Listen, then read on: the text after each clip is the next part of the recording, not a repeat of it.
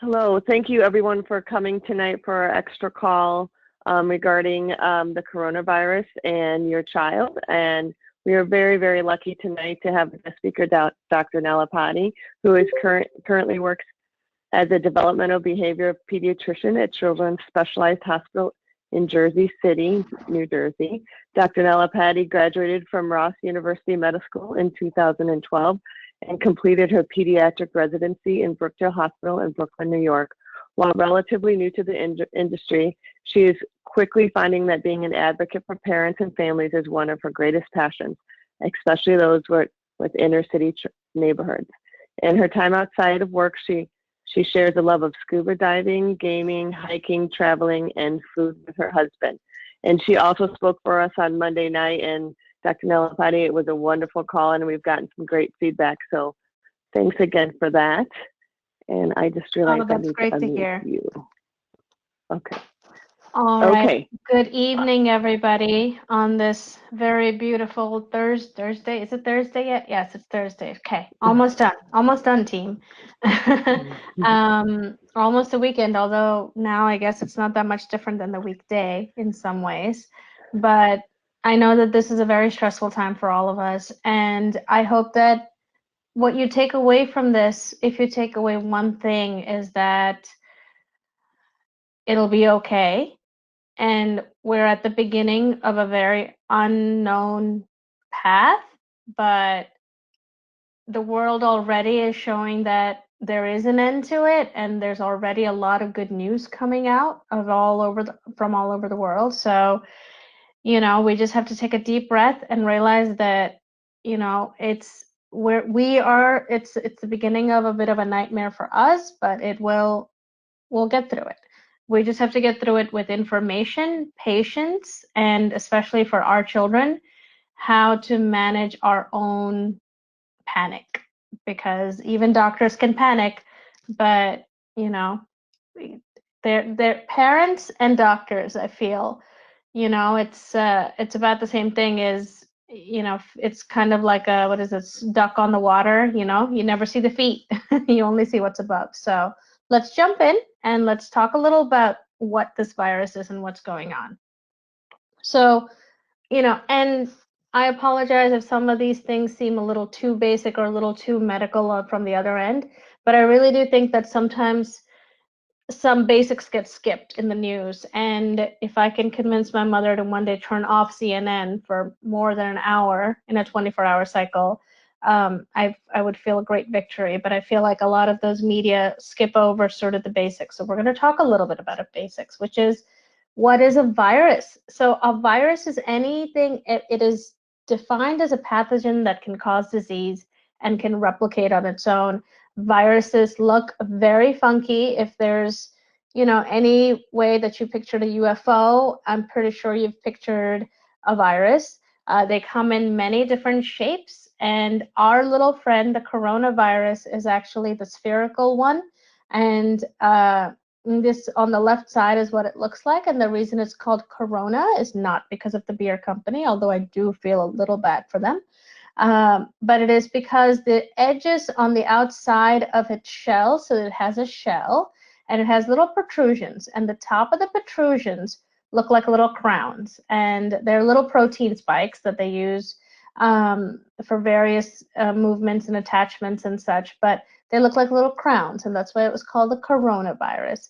Inside this envelope or shell is its genetic material that it uses to that it replicates itself with, and that's how it grows. So that's a virus. Now, I could spend 3 hours on this alone, but just a little difference between bacteria and viruses. Bacteria tend to be sometimes 10, 20, 100 times bigger than a virus size-wise, but they cause symptoms that sometimes they look alike, but of course, for bacteria, we use antibiotics. For viruses, we use antivirals if we have it. If we don't, we usually let the body fight it itself, for example, like the common cold. So This PowerPoint is also going to be a source of information for you to spend time looking at. So the next slide is actually 3 YouTube videos, which we will not go through now, but each of them are not that long. They're about 10 minutes. Some of them are 12 minutes long.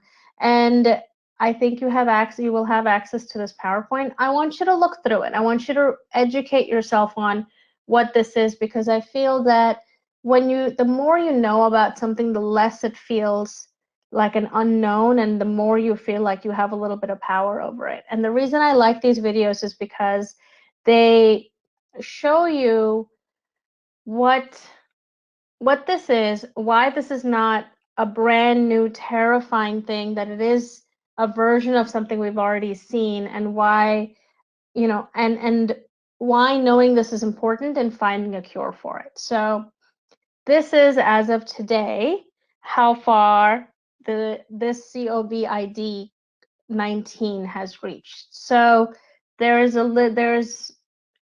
all of us are in this together. As someone said from another country, we're all waves of the same ocean.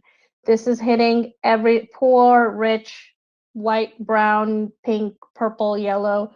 It's hitting everybody. So we're all in this together, and we're all going to be okay. So what is it?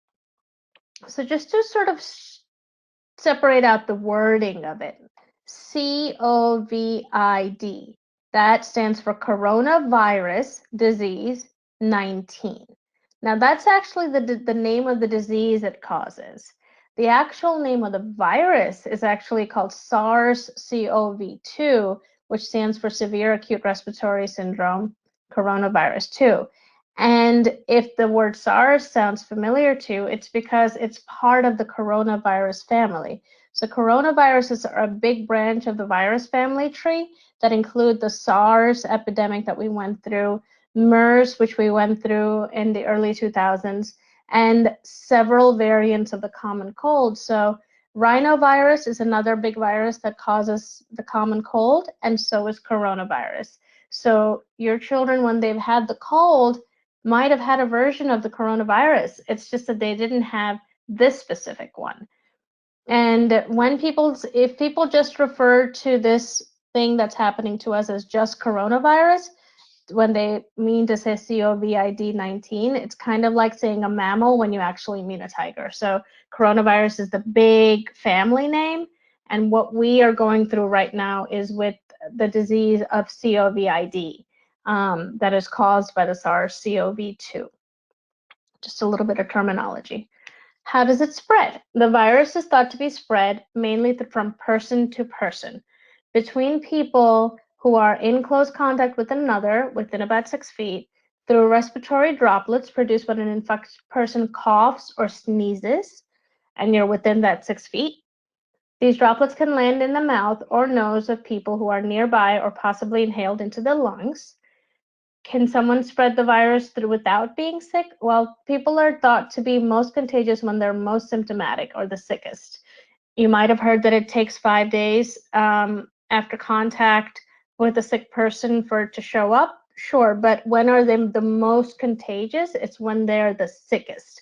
So if you happen to be walking by somebody who is perfectly healthy, the chance of them having an unknown virus and they didn't cough on you, and then the chance of you getting it is extremely low.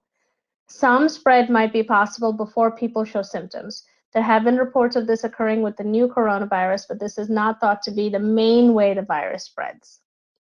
So, what are the symptoms? And these may appear 2 to 14 days after exposure, and that's why the big thing about quarantining, the magic number is 2 weeks.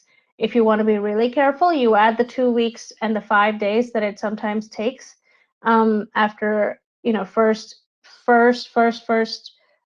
hitting up against somebody, and if you're good and asymptomatic for that amount of time, then you're okay.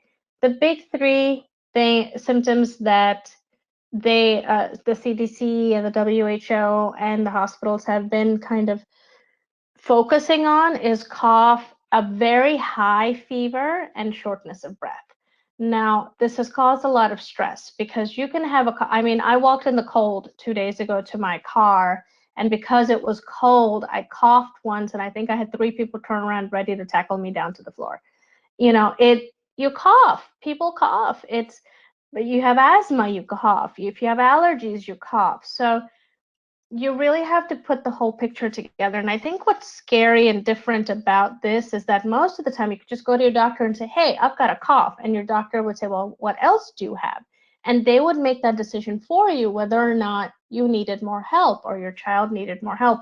In this case, I think people are being expected to take care of themselves and sort of diagnose themselves and decide on their own when it is time for you to go and ask for help. And I think that's causing a lot of the stress because, you know, if your child has a cough and shortness of breath because they've got asthma and you think they might have a fever, you know, in the past you could say, well, we'll just go see, I'll just give you a treatment and we'll go see the pediatrician tomorrow. It wasn't that much stress. And now you say, well, what happens if I give them Motrin? They might get worse, and they, you know, if I wait overnight, they might get worse and they might not get tested. So, you know, oh, their fever is 101, it's not 101 point something. So I can understand the stress that this is causing, and I think that it's because we feel like too much has been put into our own hands without enough training. But trust yourself, know your history, and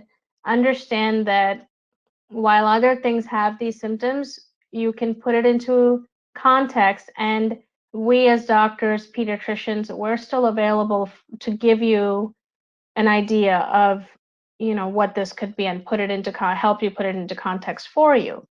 Now, I'm sure you are absolutely tired of hearing about this, but we're going to just say it one more time. Is when you're in the prevention phase, what do we want to what do we want to do? We want to do the same things we've done every year when we're sick.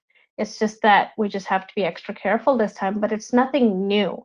It's nothing new to make sure that you have a clean house, especially now that most of you are sort of quarantined is a bad word, but stuck is a better word at home.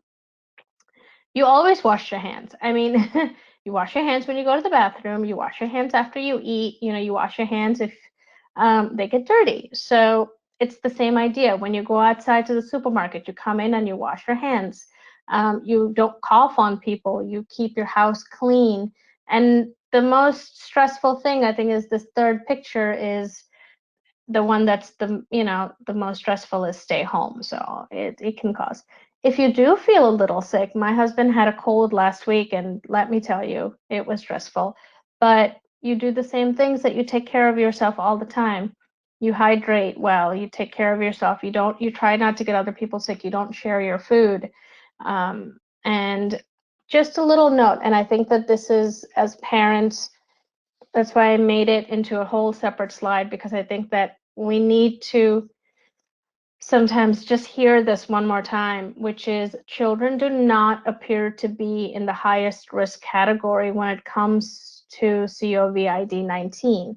The symptoms are similar in kids and adults, so the kids don't have any special things you need to remember. And children that have had confirmed disease have generally presented with milder symptoms. Now, is it because kids are more prone to common cold, so they've probably had some version of corona in their last few years and they have a little bit more immunity? Most likely. And they have a healthy immune system related to others? Most likely. You know, there have been studies shown, for reasons unknown, that children with autism, a lot of them report, you know, anecdotally, that they don't get sick as often. They don't get the common cold as often. They don't, and we are not sure what part of their immune system causes this, but overall, and luckily enough, and I'm so happy as a pediatrician to report this, that the infection in children has been milder than adults, and I hope it stays that way. And I think it will. So how to help your children work through these fears and uncertainties? I mean, I'm sure you love them, but being with them all day, every moment of every day is not exactly what families are ready for. And it's important to understand that they are also going through the same stress and fears. And somebody shared a story very, very aptly just before we started, that their child, it hit them that they couldn't go to school and why they couldn't go to school and why they can't go and hang out with their friends at the mall. Why can't they go to the movies? Why can't they celebrate their birthdays? And that stress and anxiety is going to make all of our children with behavioral issues even worse. And for a short time for a short time period, they might even need to increase if these children are on medicines that manage their stress or anxiety or ADHD symptoms. They might even need a slightly higher dose just to help them with their anxieties. But make developmentally informed decisions about what children need to know and understand in order to feel safe. If you have a child with intellectual disability, understand, and intellectual disability was formerly known as mental retardation, but if your child has intellectual disability or any sort of cognitive delay, explain it to them in the way that they would understand it best, not how the person that age would understand it best. If your child has autism and they only understand black and white, yes or no, good and bad, don't go too abstract with them. Make it clean, make it straightforward, make it factual, but you don't need to give them every single fact. Focus on creating an environment where children can ask questions that matter to them. Don't say, don't worry about it. They will worry about it. Talk to them, but also don't leave CNN on for them to watch with you 24/7. Reassure children they're going to be safe and that you, as their caregiver, will also be taking steps to ensure that you stay safe as well. Children worry about their parents way more than you realize. I have kids wanting to get jobs when they can barely handle their own anxiety because they understand that their parent struggles to pay the rent. So understand that kids listen way better than you expect them to and are stressed out about all the things you're stressed out about, even if you don't come out and tell them about it. Encourage compassion for vulnerable people and expanding your child's circle of concern. Now, you have to be a little careful when you do that. Children, if they are too young and developmentally empathize, they might overwhelm them because they're not quite ready for all of those feelings. So you really have to know your child before you take that step. Avoid stigmatization by emphasizing that getting sick is part of being human and we all need to help each other feel safe. And I do think that you need to mantra this to yourself first. So when you say it to your child, you believe it. I think that we aren't quite there yet. And apologize for some reason. My slides got turned around. We aren't quite there yet. So we need to get there before we can take our kids there. And that brings me to this and very important slide. And this, I do wish that you could see me, but we will still talk about it. But let's look at the first one. Managing your stress and anxiety before your kids and their concerns. And that's sort of like put the mask on yourself before you put it on your child on an airplane idea. It's manage your own stress first. Go take that bath. Go drink that glass of wine if you need to. Go to the second floor and just take a deep breath. Go into the kitchen and take a deep breath. If you want, put that TV on so that you get 5 minutes in the bathroom so that you can say, I'm going to be okay, and so are my children. And with so much stress happening, if you don't do that, then you start off on a wrong foot. Routines, and we were talking about this earlier. You have to keep the routines as strictly as possible. As possible is the key term there. If you have a child with autism, especially, or somebody with visual impairment who really runs off of that schedule, we were talking about this a lot during our sleep lecture, is the importance of keeping weekday and weekend schedules. Just imagine that now tenfold. All 7 days are sort of a weekend, and you have to get them to bed around the same time. They have to wake up at the same time. And if you have to turn your house into a little gym to exhaust them, then that's what you do. But this is a great time to make kids part of the family chores so that they have something to do. but also that you're not the only one cleaning up after them 24/7. And with visual impairment children, that's not quite as easy as saying go clean up your room, but every child can do something. Every child, look around, even the smallest thing they can help you with, it means a lot to them that they can participate in the household. We talked about the sensory relaxation rooms and when we were talking about the sleep, but once again, create a room, create spaces if you don't have a whole room to create it, to just relax, whether that's with other family members or if that means separation from family members, that's equally important. For our children who have syndromes and who have diagnoses, reach out to your organizations and your specialists and look at what resources they have for your children, because if it's especially syndromes, there's a ton of, every single organization that I've checked in on, they have some level of resources on their website. I know for sure that Autism Speaks and Autism NJ has had, as well as autism.org, has had a ton of resources on their websites.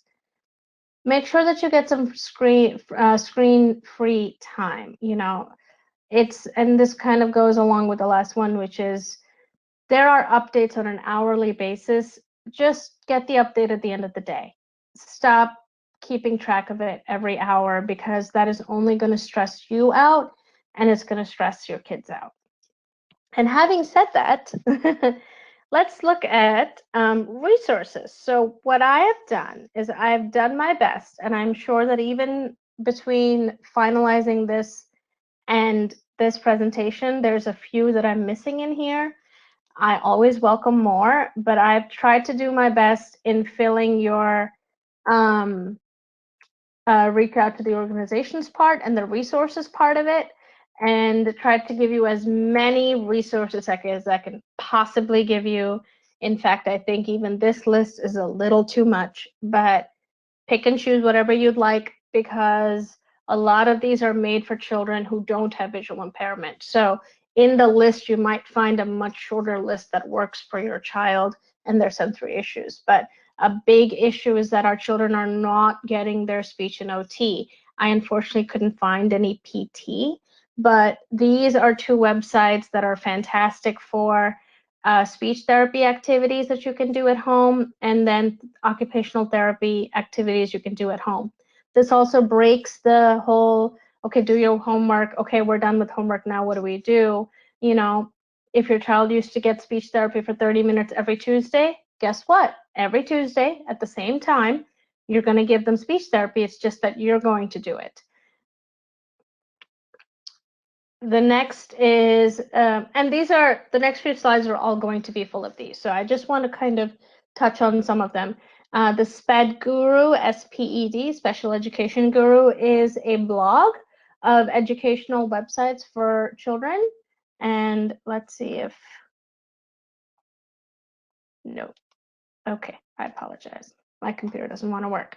Kidtivity is fantastic. It's actually set out of Connecticut on the East Coast, but it has a lot of things to do with kids. There's screen-free activities. There's about, I think, 20 on this list. Autism Speaks has a great COVID information and resources. And that's one that I would go back to once in a while, because I think that there's more coming. There's more webinars coming. There's more and more coming and getting updated. And this is why it's important for you to reach out to your organizations. There's Learning Color, which is a great free educational website. Save the Children has a great resources list.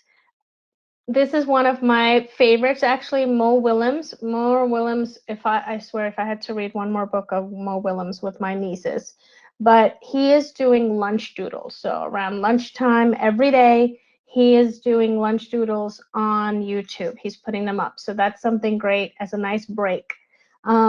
Scholastic has a huge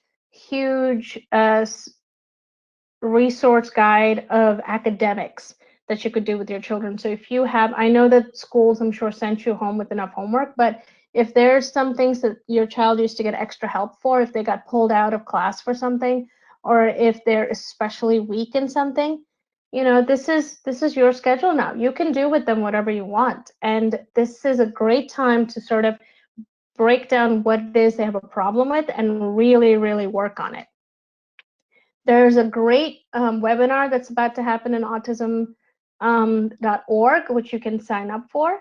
Virtual field trips is fantastic. I love it. It's just, you can go visit zoos, you can look at animals, you can listen to things, you can just have virtual field trips. And I think that that's always really fantastic.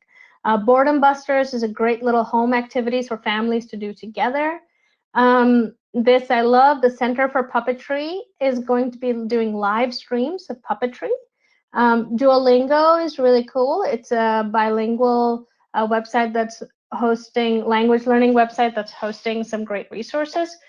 Project Kid is another one. Activities, Cosmic Kids Yoga.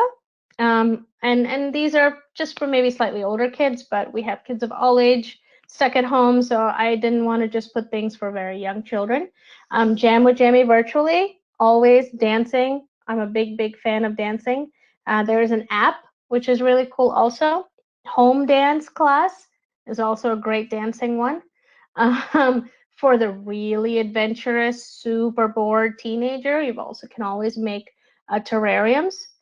I really like the brainpop.com teach kids about coronavirus because, as I was saying earlier, if they have questions about it, answer them, but in the simplest way possible. They also have some fun educational days. DIY spa day, those mother-daughter days or that father-son days that you guys can have. I think those are great. There's story times. Real astronauts from the space stations are going to be reading books from space. And I think this is a live stream of puppies. I mean, come on, just half an hour of puppy time. Who doesn't like that? And I told you this was a long list, so we're not going to keep going and going and going. But just to give you an idea, there's so much happening that this doesn't have to be necessarily the worst thing that has ever happened to us, which I know that's what it feels like. But how often do you get to look at the National Zoo live broadcast from your home or watch otters, play? And for anybody who hasn't swam with a sea otter, which I have, they are like the dogs of the ocean. They're so cute. They're like the puppies of the ocean. This is something that a mother has put together. This is a Google Docs, and I don't think it'll open because nothing else has opened. Oh, it has opened, but I don't think you can see it because I think you can only see my... Yeah, that's okay. So this mother put together this amazing list of resources. Again, sort of similar to all of these, but even more things. And this might all have been a little overwhelming, but I think that it's important to busy ourselves. And this isn't something that's just for 1 week or 2 weeks. I would really plan on hunkering down for a month or two.